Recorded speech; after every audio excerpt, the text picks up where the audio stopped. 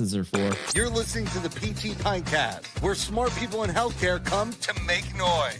Here's your host, Jimmy McKay. Thanks, voice guy. First, want to say thanks to Brooks IHL. If you're thinking residency, fellowship, or just want deeper clinical mastery, at least kick the tires. Brooks IHL has programs that actually shape better clinicians, not just give you letters. Everybody likes letters. Letters are great. But really, you want the other stuff. I know what you want. BrooksIHL.org. That's BrooksIHL.org. Orthopedics, neuro, geriatrics, pediatrics. There's more. I just don't have a list in front of me. And in this 10th anniversary year of the podcast, who knew this would go more than 10 weeks? Never mind a decade. Brooks has been here for a couple of years supporting the show. So thanks, Brooks. BrooksIHL.org. Today's guest spent nearly a decade. Also a decade, working with patients who challenge the norms of recovery and rehabilitation. But somewhere along the way, she realized it wasn't just the patients who needed new ways to move. It was the profession itself. It was us. The call was coming from inside the house. Now she's on a mission to flip the script in neurologic physical therapy, building a movement, a business, and a mindset that says we don't have to wait for someone else to fix it. Spoiler alert, no one's going to fix it. We either fix it or it falls apart. That we all know that. She's changing the game for clinicians who want more than burnout and lowball paychecks. I love this. Let's get into the studio. Lauren Young, you mentioned spicy and salty before we got started. I was like, yeah. And we could tell with that intro, we're bringing a little salt. Yeah, we're here. Jimmy, that's funny that you say it's been 10 years because I'm pretty sure I've been listening to your podcast from the origins. Well, all right. So I always love this. This is not scripted, nothing scripted. Do you remember how you found the show and where were you? Were you in school? Like, where were you in your life? I was early career clinician whenever I When did you graduate? I was 2016. Yeah, me too. Yeah. So I was working and it had to be something that like the APTA put out and you were a part of it. I don't remember. And I've been trying to remember, but I remember very vividly listening to your podcast. And I can tell you, I don't know what episode, I don't know where, but you said, the problem is we are salespeople, but we are not doing a good job selling. And in that moment, I was like, light on. So I will tell you, I thought all these years of listening to your podcast, I was like, man, if I make it on that podcast, I will have made it. And here I am. And here we are. You're the pioneer you were really the first one in this space talking about the things that people didn't want to talk about. Yeah. And I think they whispered them. They whispered them or said them without putting their name on them at happy hours. This is why, Pintcast, I don't drink a beer in every episode anymore. I did at one point drink a beer in every episode. My waistline would not appreciate that. We'll do it in person. But what I kept seeing there was two reasons I think I started this. I sat in a room full of 1,000 people watching a person give a presentation that I was like, this is cool, but I don't get all of it, and met the person after in the bar, and it was a totally different person, and the words and the vibe was different. And I was like, you're just as brilliant here, but I didn't understand you on stage. Why did you do that? Do this there. And then the other thing was which is like, we all complain. Like, I'm going to Graham sessions in a couple of weeks. Do you know what Graham sessions are? Mm-hmm. A lot of people don't. I didn't know. It's like an invite only thing. It's only 150 people and it's meant to be. And I'm not knocking the reasoning behind it, but it's meant to we talk about it and we can talk about whatever we want, but nobody pays repercussions. And I'm like, but then there's no stakes. There's no tension. If there's no tension, I start off, I didn't expect this to go this way, but we'll keep going. Whenever I'm working with someone, doesn't matter what. If it's a company, right? Like, so I'm sitting in front of 3 people and they're like, maybe we want to work together, do a project. I go, one of my go-to questions, which is great for clinical care. What happens if we do nothing in 6 months? And people are like, what do you mean? Well, you've done nothing for a while. What happens if we do nothing for 6 more months? What I'm doing is I want them to envision the stakes. What fails? What doesn't grow? What does that feel like? Are we still pissed? Right? What happens if I don't do my dishes for another day because I live alone? I have to walk by them and they smell, and then I feel even worse. And then there's more dishes because I have to keep eating.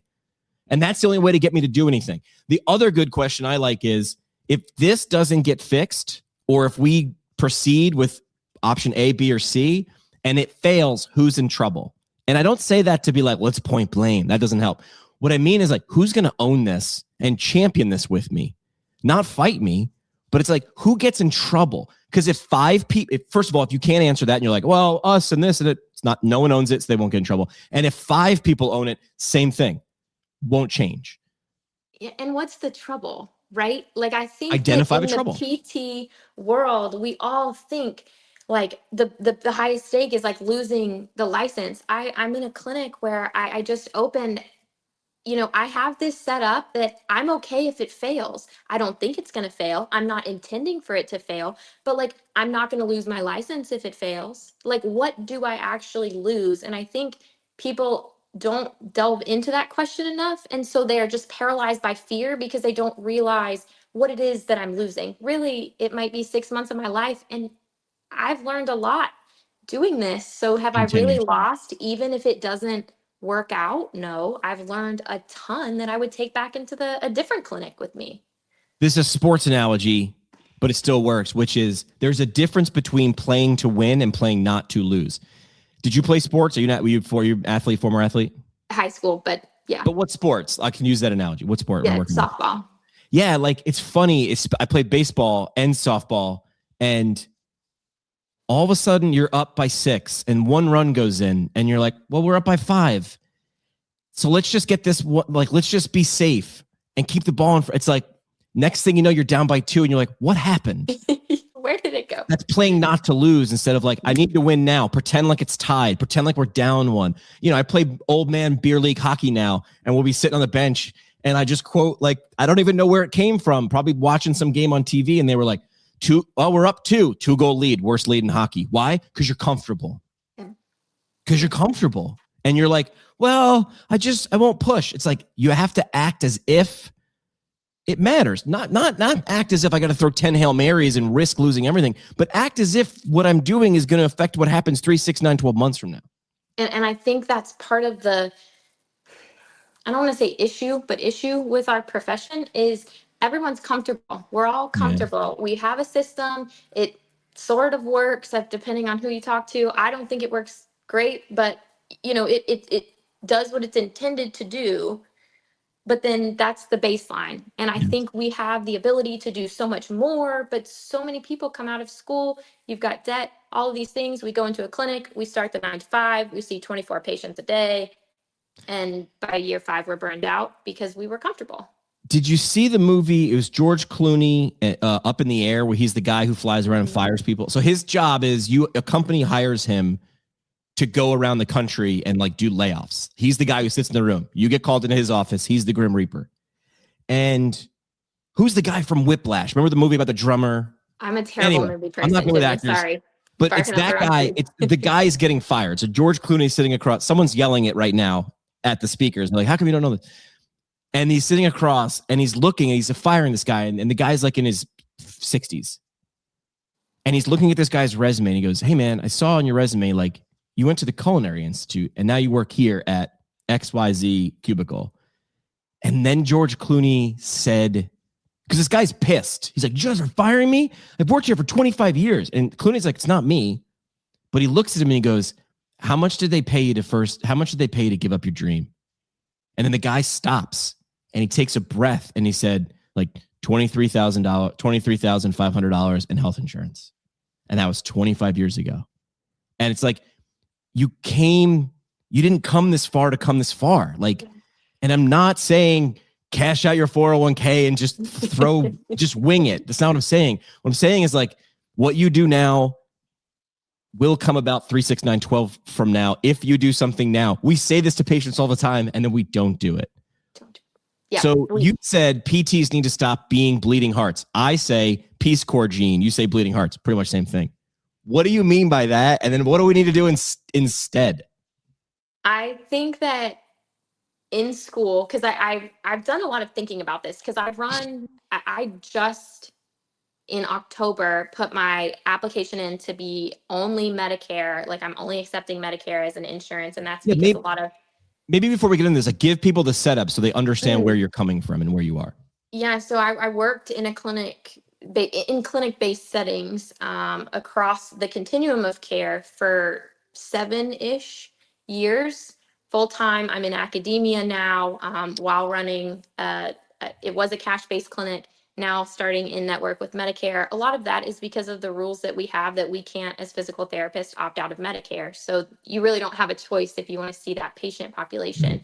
And a lot of neuro folks, that I'm a neuroclinical specialist, I should probably say that too. A lot of neuro folks are Medicare beneficiaries. So, it's kind of, from a business perspective, I didn't really have a choice. So now I was doing mobile out of network, and I opened up a clinic. And so essentially looking at all of this, you say, I've heard the conversation that trying to charge cash for something that or that insurance covers is unethical, right? Oh, yeah. We shouldn't do this. Like, where is the tipping point? But then I look and see massage therapists, chiropractors, personal trainers, exercise physiologists, you name it.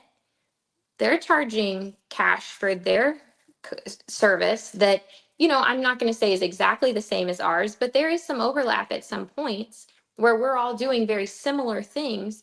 And so if people are willing to pay those practitioners, I think that we are doing the profession and ourselves a disservice as physical therapists by being a bleeding heart and saying, well, no, no, no, let me figure out a way so you can use your insurance. When these people are coming to you and saying, I'm happy to pay you out of pocket. So that's what I mean by bleeding heart. I think we need a little more business knowledge, not a little, a lot more business knowledge in our PT schools. Even if you're going to go work for someone else, understanding, this is how you can maximize billing. I can tell you, for 7 years of my career, I charged an eval, and that's it. That's crazy. I should have been charging therapeutic activity because I spent 15 minutes explaining a home exercise program or teaching how the proper way to move them from the bed to wherever.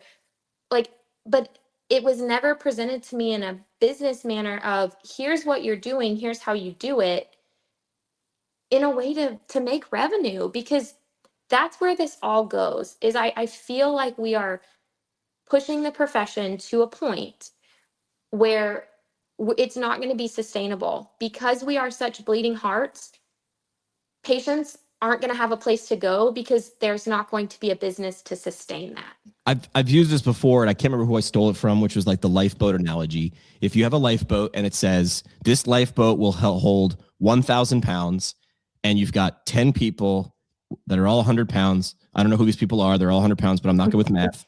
And there's one more person in the water, and you pull them in, you all sink. Nobody wants to leave. Most people don't want to leave an extra person in the water. Right. 99% of all PTs would opt to bring that person in the water. In the boat. But then if the clinic goes down, we help no one. So how do we scrub this from our DNA? How do we get the Peace Corps gene out of it without losing the heart? Yep. And again, Lauren, myself, most people are not asking you or telling you to do anything unethical. We're asking you to understand how gravity works and sunlight and physics, and understand the physics of what you're talking about. But here's a question, but it's almost rhetorical. But like, where do you put this in PT school? Is this a hot weekend? Is this a day? Is this sprinkled throughout? What do you take out? We've got, you're getting hit with a fire hose. I don't know the answer because I'm not an academic. I'm going to stop talking about academic things because I haven't been in it, so I can't speak on that behalf. No, I think that you're right, though. The program that I teach in is accelerated. Our students are getting their doctorate in 2 years. So you talk about fire hose of traditional PT program, and now you've accelerated it. And I think, even in PT school, would I have been receptive to this? Would I have had the context to then understand what is trying to be said to me when I haven't gone out and build? Like I said, I was 7 years in, and I was angry when my clinic was like, we're going to stop buying the really good E-stim pads, and we're going to buy the E-stim pads that work, but they're not top of the line. I was like, this is ridiculous. And now looking back, I'm like, oh, I see, I understand. So I think for me, my clinic giving me that information and saying, because, I'm looking at hiring someone to come in and help me. And what I said is, if we understand this to the point where we can maximize our billing, again, like you said, without being unethical, without totally being soulless, because I'm not, I got in this to help people. But I also see, again, we have to make this sustainable to be able to continue to help people. Sure. If we can maximize our billing and maximize our time and maybe pick up other sources of revenue, Yes. then I can pay you more. But we have these students who are coming out of school and they want $100,000. Your clinic's not making $100,000. Yeah. How do you expect them to pay you that? If you're willing to come in and say, I have these 6 ideas that I think we could maximize billing Get on in board. this way, and we could be a hybrid, and I'll run this extra class 3 days a week after hours or whatever. Now pay me more money. Okay, Yes. let's talk. Yes. But I think that it's clinic owners too. And I'm really talking because, you look at some of these big private equity groups, it's volume, right? They can take that low contract because they're willing to put their therapist Right. seeing 20, 30 people a day, which is crazy to me. I've only worked in places that I see one patient an hour, but it is a little different in neuro. But it's these smaller clinics that are getting taken out of essentially our economic chain because they can't keep up with the low contract rates that other larger companies are acquiring because they have the volume to do so. But then we're losing wonderful clinicians because they're tired. In what other profession does someone go get a doctorate degree and within 5 years is burned out and leaves the profession? Yeah. I mean, I was listening to a talk on burnout the other day, and I don't disagree that it's there. I felt it. Why does it come about? This could be its own series. I could do an entire week of things like this, right? But if I feel like I'm getting taken advantage of, that is like a pebble in my shoe every step. So burnout doesn't come like I touch the hot stove and there's a scar. It's like, it's small and a pebble in every step until it's this thing that won't heal. You mentioned somewhere that feels like it's opposite. It feels like when someone says cash-based something, it's orthopedics. Why do you think these two terms feel like they don't puzzle piece together ever? Cash-based neuro. This goes like soulless, I'm using air quotes here, cash, and then all of the hearts and feels neuro, right? It feels like those two things don't go together, but they did. Obviously, you put them together. Why do you feel like those two things together get so much pushback, especially from inside the profession? Yep. I think there's a lot of reasons. I think one big reason that PTs feel this way is because, and I do think that there is a shift. I've talked to people on social media and, kind of across the country. I do think there's a shift people are seeing. I think the big piece is, a neurologic injury, spinal cord injury, brain injury, stroke, they're not cheap. And so there are so many other medical factors that are coming into play. The other thing that I think why it works, what I'm doing, and again, I like to be very transparent. I'm a low volume clinic. I don't want 40 patients a week because I can't give everything that I need to give. I'll leave a patient's house and I might make 2 hours of phone calls getting wheelchairs ready, getting DME splints, getting bath equipment coordinated with other departments in the state. Doing that 40 hours a week, then I'm back to where I was 7 years ago. And I was like, I'm done. I will go work at Lululemon. I'm finished being a PT. And so I think where my clinic's vision initially is that there is a subset of people who get discharged from insurance from physical therapy because of insurance limitations, lack of progress, whatever it may be, who still want care because 12 weeks of neurologic specific physical therapy isn't getting most people back to where they want to be. So what we're seeing is a lot of people coming into that space. What mine has evolved into is people who want more frequency. So I'll have people who see their, insurance-based therapist 2 or 3 days a week, and then they see me the other 1 or 2 days a week. And then they're getting 4 to 5 days a week of therapy, and we know what that means for neuroplasticity. But they don't have the bill that comes along with an out of network therapist for 5 days a week. So again, it's creating a model. And what I try and tell people is like, what is your quality of life worth? If your quality of life is worth what insurance is going to pay, then that's fine. That's your choice. But if you want more, insurance isn't going to cover everything that you need, nor, does it always. We always have, and two, we can get into a lot of these places, it might take an hour to get this person out of bed, dressed, ready to go. Then you've got a 30-minute drive, a $50 copay. You do that a few times a week, it equals out to what an out of network therapist is going to cost. And for me, I come to your home, so now all that travel and everything isn't there anymore. So I think you're right, it's not done. And there's a few, so part of the bleeding heart issue is part of it. The other part is the Medicare issue. We can't opt out of Medicare. If I go in and say, you're a Medicare beneficiary, I'm going to do an evaluation on you, and it's $200, I've just committed fraud, and I have legal risks. So you can't do it. And that's a whole nother conversation that could take up more time. But that being said, I think that those are two big reasons of why you're not seeing this as much, but it's coming. I really think that it's coming. Have you ever heard of Next Step Fitness? I have. Yeah. So I met Yanni Corey, who founded that. And I was just thinking, I was like, I haven't had Yanni on the show in a couple of years. He hates the system, but loves PTs. And then he's like, I've taken heat from PTs because he sets up essentially Next Step Fitness is like, Yanni got injured, went through PT. It wasn't enough, right? The insurance didn't cover what he needed. He was at least financially able to go get that. He's like, dude, I was in the 0.1% who was able to fly to Kentucky and live there and work with this really advanced neuro PT for months. Who can do that?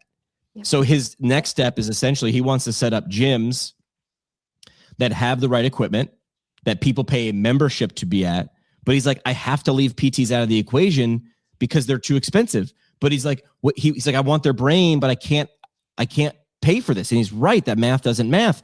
So what he does is he brings PTs in to train trainers to make sure that they're understanding. And like, I'm like, but here's the point. If PTs don't like that, it's like people are still getting great care and a PT touched them 1 degree removed. So it's like, Yanni was like, I'm not going to stand here yelling at clouds. I'm going to create something. He had to create his own solution and he did. You can't fault someone for that. No. And is he based out of Kansas City? He is based out of, his goal is to have one of these at least in every state. So he's out of California. I know that, but I think he has one in Kansas. Yeah, here it is. LA, Atlanta, Kansas City, Orlando, Raleigh, Vegas, Pittsburgh, New Zealand, Ukraine. So those are all the locations. Wow. I've got two I've lived in Kansas City. I've got two former patients who go there and they love it. They've been going there I've been gone from Kansas City for almost 4 or 5 years. They've been going there that long. And, like you said, I think that's the big piece of it is they have the equipment. Yes, that's, they've got the FES bike. They've got the Arc X that's now come out, standing frames, the X-Site. I mean, every piece of equipment, and at least the one in Kansas City it does all diagnoses, but it's really specialized to spinal cord injury. And so it's like, these things are pieces of equipment. I mean, the ArcX is $40,000. Like, but they have it. And again, it's based on a cash pay rate. It's someone else who found people will pay you if you show up. So, at that point, why aren't we doing more of this? And I totally agree. I think people are much more willing to pay a trainer $50 to $70 an hour than they are to pay a PT 125, whether you're going to get better or different care from either one. At some point, the cost is the problem. So how do we fix that? Well, we now hire those personal trainers. We oversee Yes. what's happening. I mean, eventually, in my mind, that's where I want this to head, is that I want to oversee personal trainers who are willing to work with this population, because it's a very niche population. Sure. Personal trainers can go out and work with anyone who is an able-bodied individual. You bring in someone who's swinging at you mid-session, or Yeah. crying mid-session, or has bones that are super brittle because they haven't stood or walked in years. It could be a recipe for disaster if it's not properly supervised. So I do think that there's got to be a way that we can all play nice in the sandbox, but there's just a very big divide between Yeah. that model right now. I said you could be mad. You could be as mad as you want at the situation, but don't be mad at someone else for solving the problem that they're stuck in. Yanni's in a chair, man. Right. And so the only way to get better was to quite literally just chart his own course. He's nice enough to not, I mean, he could have just bought all this stuff himself or just solved his own problem. He now takes his time, his effort, his energy, and he tries to solve it. And again, ambitious goal. He's like, I want one of these in every state, in every major city. Yeah. And the fact that he's the only one should, anger people. Right. So look him up. I'll give the nextstepfitness.org. Just look into it. If it's in the city, go tour it. Yanni's the first guy who go, come in here, steal everything I'm doing and go do it somewhere else. He's the first guy. He'll show you how to do it, I bet. You mentioned being in academics. You've called out or mentioned how does PT education misses its mark? If you were building a PT program, dry erase board, blank, what would you change? Oh man. Stop, start, continue. What would you stop doing, start doing, continue? Like what does it look like, or what's your 1 or 2 suggestions, if you had a magic wand? If I had a magic wand, I would put everyone who is in academia back in the clinic and learning about what the billing is, what the AI is doing right now. What does a typical day for a physical therapist look like in your average PT clinic? That would be thing number 1. Think not just our 4 hours or our 8 hours that are given to us in our contract. The other thing is, and I think it kind of rolls off of that, is things are changing and PT school education just isn't keeping up.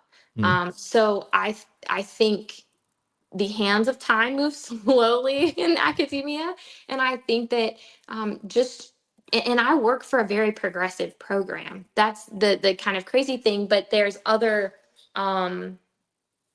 factors at play that you really have to stay within the constraints of the academic system. So even though you might be as progressive as you want to be, I mean, they're a 2-year program and they started this 10 years ago. When you start this, you can be progressive, but you still have constraints that you have to monitor. So I think putting people in the clinic, one thing that comes to mind is like documentation. We spend time, grading SOAP notes and all of these things. And I'm like, man, AI is doing most of this now. And then I took Tony Maritato's course, Zero to Paid. And he's like, you know what Medicare requires for a certified plan of care? Here's your 3 things. And I'm like, why are we in school teaching students that they have to write this novel when, one, AI will do it for you? Which, granted, I'm not saying like you have to go and you have to check it, right? I'm not saying we use AI unchecked, but we're using AI and Medicare doesn't require this novel. So why are we writing one? Somebody did an analysis years ago by APTA. We were over documenting by a crazy double-digit percentage and underbilling by a crazy double-digit percentage, and then saying we're overworked and underpaid. The calls coming from inside the house. The writing is on the wall. And and that's the thing, is like, again, it all goes back to, we have to have educators who are educated in what's coming next and what's happening, and then we have to have a system who's willing to make these changes. And it's not just like this cool feature in a course. It's like, this is how PT is evolving and how it's going. I've talked generally with a friend. They own like 15 PT clinics, and he's always approached me. He's like, let's start our own PT school. I'm like, no, we don't need to do that. But what we've talked about is, how do you make something that's specialized to where, if you're ready to run, if you know you're going to open a clinic, you start, it's a dual program. It's an MBA or a Master's of Health Administration, something dual enrolling with PT, and you come out and you're ready to go. Because this journey of opening a clinic and just figuring out what are the rules, what can you do, what can't you do, has been just completely eye-opening. At some points I'm like, where do you even learn this? Yeah. I've called people, I've had to use resources, because it's like a secret club. It's like the Graham sessions sometimes. That's how I feel. If you don't know a mentor, if you don't know a mentor in the field that's already done this, who can help you, like, where do you go? Where is the magic bullet of information that says, here's how you open a clinic? It's everywhere and nowhere. It's like, you don't need permission, but you also need guide rails, but you could figure it out. But not everybody has the money, the time, or the risk tolerance. And we need more people to do it, but whose job is it to help? It's everybody's job, but it's nobody's job. Who gets in trouble if we don't do this, and who's going to help us? I'll say, before I forget, I'll say thanks to Empower EMR, the platform helping clinics simplify documentation, improve patient engagement, and get their time back. EMR doesn't have to be painful. That's a choice, as long as you pick the right one. And who knows if Empower EMR is the right one for you? They understand there's a cost involved in change. So go just talk to Sharif there. EmpowerEMR.com. It's EmpowerEMR.com. You've mentioned being considered a graduate degree versus a professional degree before. I think that we started talking about that. That's the thing that was all the rage, and we were signing petitions, and we were going to march in Washington on this. How dare you? And I was like, this is where I liked hanging out with Tony. He's like, did anything change besides a word in a book that didn't matter anyway? We're focused on the wrong. That we didn't have to begin with? Correct. That was the thing when someone pointed that out. I didn't know. They're like, we didn't have the designation. It was sort of like we were on double secret probation. We were like allowed to, but weren't. And then it was taken away. I was like, this is like when you're in sales and you're like, I lost the sale. It's like, did you have the sale? How'd you lose it? You didn't have it. It was never yours. Don't feel bad. So why was that? I feel like, why was that a distraction? Important for the future, maybe, I guess. Maybe it got our attention at least. Yeah, it was nuts, because it was like, okay, there were rumblings, and then it got a little louder. So you saw a few people start talking about it. And then all of a sudden, all of social media was doing well, if I'm not considered professional anymore, like whatever. And I'm like, wait, to be clear, we were never considered professional. We didn't get anything taken from us. We just didn't get added to the list. But I think this is a really important, because I have my own thoughts. I don't know that I have a strong opinion either way, which I think is kind of shocking for some people, because I can be very passionate about things when I'm ready. But I think the cost of tuition, when you look at our return on investment, is terrible. So something needs to change so we can, have a better quality of life, essentially. I mean, there's people who are working 3 jobs to pay their student loans off. And that's, again, why are we burned out? Because you're working 9 to 5, 5 to 9, and then on the weekends, like you have no life. So I think like that's part of the equation. But I think it could be good. I think it could be really bad, where nothing changes and there's no more PTs because they can't afford to go to school. Obviously, that scenario is not great. We're seeing it in education. I don't know about where you live, but where I live, a lot of my friends were teachers, right? And I remember when people my age, so people born in the late 70s, 80s, to get a job in education in where I live in New York or Long Island, You had to know someone to know someone. My grandma's neighbor is the school super. Like, you had to know to get any job. Never mind the subject or the age you wanted to teach. Didn't matter. Now, I think they're just they're just driving around, handing out teaching positions. Why? Because they made it a horrible thing. And now no one, and I mentioned this to someone else, even if you made it great tomorrow, you're going to have to wait a few years for those high school kids to graduate, go through a couple years of school and come out and then start. We're not seeing, I feel like we're waiting for, we saw the lightning. We haven't felt the thunder yet. Yep. And that's what I feel like only time's going to tell with this decision, right? Is like, is it going to be a good thing? Is it going to be a bad thing? Because it's going to happen either way. Yeah. So what do we do? And I think, like I said, it was all the rage, and then it kind of fizzled out. And again, it'll come back around when we start to see changes or things in this nature. But I don't, again, like I said, I don't know how I personally feel. And I put a lot of stuff out on my social media, and I'm like, if you're called and you feel like you want a petition, the APTA has very strongly said, that they're against this, which makes sense, because there could be potential really not great impacts in the profession. Right. And I see that. I'm going to have to rewind. Did I just say, we heard lightning? Did we hear? Did you? Probably. So someone's probably going, who is this guy? Hearing lightning. Sure you can. All right. So you're clearly passionate about changing stuff that you're passionate about. What's one step for a PT in your mind who feels stuck in the old model? Not 15. 15's too many. We know this with exercises, but we should also know this with professional steps. Give them one and you got a chance. Give them 10 and you got no chance. What's one step for a PT who feels stuck in the old model and wants to break free? What advice would you give them? I would say go start an LLC. Like, it takes, in most states, $100. Go start your LLC. And I'm a big believer. When I started this, I mean, some days I still don't know what I'm doing. But when I started this, I really didn't know what I was doing.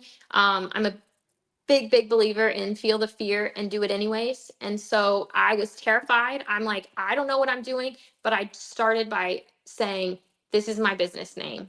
And from there, I had somebody, I was here, I started my business. I maybe had it for a month, and I had a PT clinic reach out to me, and they were like, we want you to come work for us and do this cash-based stuff out of our clinic. And like, I got this feeling inside of me, and I was like, oh no, this is like my brand. This is my thing. I'm really proud of it. And it was very easy to be like, oh, I know you're offering me more money than what this is going to make, but I'm not interested. And in that moment, I realized like how much this meant to me. And so I think if you start your LLC and you're kind of like protective of it, and then from there you take steps. When you have something legal that protects you, you have your insurance in place. Now, when that patient says, hey, do you see people on the side? You can say, yeah, I sure do. I'm actually working with someone, and we're hoping to start a cohort in April that talks you through how do you create a side hustle? Because for a lot of people, they don't want out of their 9-to-5 job. But if you can slowly make that transition into seeing 3 or 4 extra patients a week, maybe you don't have to go work that PRN job 8 hours a day on Saturday or Sunday, or go to the nursing home for 3 hours every evening after work. And now it becomes you making the full amount of money instead of giving part of it to someone else. So that's my advice, is like, just do it, do the thing. If it sits there for 2 years, whatever, you did it. You took a step. Good. Okay. Are you ready to play a game? I've got a game. You ready to play a game? It must be my internet. Hold on. We're going to play a quick game. You ready for a quick game? Ready for a quick game. Okay, we're going to do clinical rebel or business boss. I'm going to throw a few situations your way. You tell me, does this make you a clinical rebel or a business boss, or both? And then just give me like a half a sentence why. You charge out of pocket for high value neuro services. Are you a clinical rebel or a business boss, or both? Business boss. Yeah, why? I think that you have to value your skills. Yeah. You doesn't value your skills. Yeah. You create an online course for PTs that isn't CEU approved, but it's still valuable. Business Boss. Yeah. Business Boss, 100%. When I started, I've done a couple courses and I thought that you had to do it. And then I was like, you know what? You're going to get that for $300 from MedBridge anyway. Like, so you here to learn stuff or for the little number at the end, whatever. And if your state does it, send it into your state. You can get it. Great. Yeah. You say no to an insurance contract that underpays. Are you a clinical rebel or a business boss or both? Business boss. Business boss. Yeah. Listen, as soon as you sign, you can't complain. You have waived your right to complain because you signed the contract. Yeah. You bring on a student intern, but have them help with your social media strategy. Are you a clinical rebel or business boss or both? I would say maybe business boss. Could be both because it could be clinical content too. It could be. And I guess, what's the purpose? Is your purpose to build your brand? If the purpose is to build your brand, business boss, is your purpose is for education, clinical rebel. There's a both. Final question. You tell a patient, you need more than what insurance will cover, and I can help you outside of it. Oh, I think clinical rebel and business boss. Love it. All right. You're off the hot seat. Last thing we do on the episode is called the parting shot. This is the parting shot. One last mic drop moment. No pressure. Just your legacy on the line. Pressure, just your legacy on the line. But it's brought to you by U.S. Physical Therapy, building great PT clinics and great PT careers across the country. USPH.com. They've got a lot of them. You'll be hearing from them on this show in 2026 and beyond. USPH.com. So parting shot. Lauren, waiting for a decade for this. No pressure whatsoever. What are you going to leave with the audience? Leave the audience with today? You have to be the PT that you would want treating your parents. Bam. Whether that's in business, in clinical, in all of the things, you have to want what is best for the person in front of you. And that is. And sometimes you need to make a business decision so you can exist long enough to help the person 3, 5, 7 years in advance. Otherwise, 100%. Your heart can bleed all you want. But if you ain't in business, you ain't helping anybody. If you're not a PT anymore because you got burned out by the system, then all of that help and love that you have is gone. No margin, no mission. Lauren, where can people find you? I'll put it in the show notes and everything, but where would you want people? What's like the 1 or 2 places you want people to go if they were like, yeah, I want to learn more? Yeah, go follow me on Instagram. It's at Neuro Elite PT. That's going to be the best place to find me. I'm happy to answer messages, questions. I think the biggest thing about PT is we have to be a community and help each other and lift each other up because we're all struggling. We all feel very similarly. So that's the place to do it. Love it. Lauren, appreciate the time. Thank you for doing this. Thanks, Jimmy. That's it for this one, but we're just getting warmed up. Smash follow, send it to a friend, or crank up the next episode. Want to go deeper? Hit us at ptpintcast.com or find us on YouTube and socials at PT Pintcast. And legally, none of this was advice. It's for entertainment purposes only. See, Keith, we read the script. Happy now?